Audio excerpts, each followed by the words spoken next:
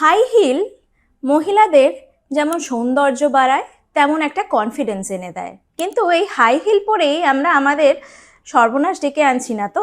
High heel যেমন আমাদের self esteem boost করতে সাহায্য করে, সেরকমই যদি কন্টিনিউয়াস পরে থাকা হয় অনেক ক্ষেত্রেই দেখা গেছে আমাদের অ্যাঙ্কেল জয়েন্টে কিন্তু ব্যথা হতে পারে।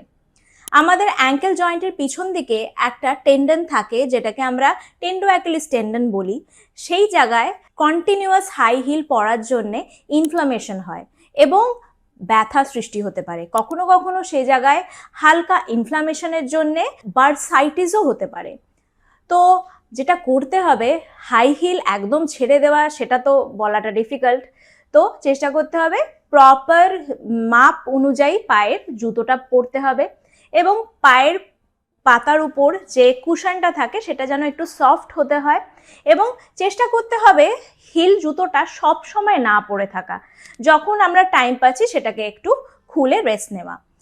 যদি কন্টিনিউয়াস আপনাকে হাই হিল পরে আপনার অ্যাঙ্কেলে এরকম সিভিয়ার ব্যথা হয়ে গিয়ে থাকে, সেটা কিন্তু অবশ্যই একজন ডাক্তারবাবুর পরামর্শ নিতে হবে। কারণ কি, এই টেনোসাইনোভাইটিস জিনিসটা কিন্তু একবার শুরু হলে ইজিলি থামে না। তখন আপনাকে কিছু treatment options, interventional pain management কিছু অপশনস আপনাকে নিতে হতে পারে।